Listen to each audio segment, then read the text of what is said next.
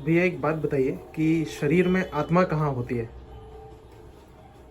शरीर में आत्मा जो है ऐसा है कि इस संसार में कोई ऐसा व्यक्ति नहीं है जो बता पाए कि शरीर में आत्मा कहाँ है। फिर भी यदि आप अपने शोध की बात करें तो हम और आप उस स्थान पर पहुंच सकते हैं जहां पर अपने शरीर में आत्मा वास करती है। जो लोग ये कहते हैं कि शरीर में आत्मा नहीं होती है तो और या कहते हैं कि जिस शरीर में आत्मा होती है, तो पहले तो हम जान जाएं कि यदि मृत शरीर कोई पड़ा हुआ है और मृत शरीर पड़ा है, उसको कोई जिया नहीं सकता। यदि कोई बोलता है कि हम मृत शरीर को जिया सकते हैं तो उसको ले आया अपने घर में ले आया। तो इंसान जानता है, हर व्यक्ति को इस बात का ज्ञान है कि जब कोई शरीर मर जाता है, शव पड़ा रहता है, तो उसमें उसकी आत्मा निकल जाती है। आत्मा का बड़ा रूप परमात्मा है। परमात्मा निराकार है और आत्मा भी निराकार है। लेकिन मैं थोड़ा एक आध्यात्मिक रूप से आपको टच करना चाहता हूँ, आत्मा कहाँ है। दो बड़े बड़े ऑपरेशन होते हैं जहाँ आपका स्कल निकाल दिया जाता है, पूरा ब्रेन निकाल दिया जाता है। वह ऐसा होता तो आत्मा वहां निकल सकती थी। हार्ट निकाल जाता है तो हार्ट पे दी आत्मा होती तो आत्मा वहां निकल सकती थी। ऐसे शरीर के सारे अंग निकाल, किसी हाथ पैर कट जाता है। तो जब सब चीज हम निकाल सकते हैं तो उसके बाद भी आत्मा है कहाँ, ये बड़ा विषय वस्तु है। तो मैंने व्रत, तप और यज्ञ और ध्यान से हमने शोध किया और शोध में हमको लगा कि शरीर में आत्मा कहाँ, मैं बता सकता हूँ। आत्मा जो है एक हवा रूपी है, अदृश्य शक्ति है। हवा भी नहीं बोल सकते उसको अपन, एक शक्ति है वो।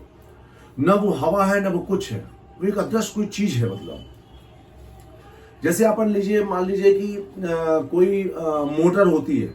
मोटर में यदि उसको अपन घुमाते हैं, आर्मेचर को घुमाते हैं, तो घुमाने पर उसमें मैग्नेटिक फील्ड बनने लगती है और उसमें करंट डेवलप हो जाता है। उसी प्रकार हमारे शरीर को एक अच्छा वैसा निर्माण किया है जिसका केंद्र बिंदु हमारा हृदय स्थल है। और उसका हृदय काम है कि खून का संचालन बना रहना चाहिए। जब हमारे शरीर में खून संचालित होता है तो ऑटोमेटिक एनर्जी डेवलप होती है। जैसे उस आर्मेचर का करंट डेवलप हुआ, जब वो एनर्जी चलने लगती है और चलते चलते जब वो एनर्जी बनना चालू होती है तो उसमें आत्मा रूपी अंतर शक्ति उसमें गर्भ में उसको वास करती है। उसका गर्भ अपना हृदय कहलाएगा। लेकिन जब कभी भी ब्रेन का ऑपरेशन होता है, जब कभी हार्ट का ऑपरेशन होता है, तो खास बात है ब्रेन खून का संचार रुकता नहीं है।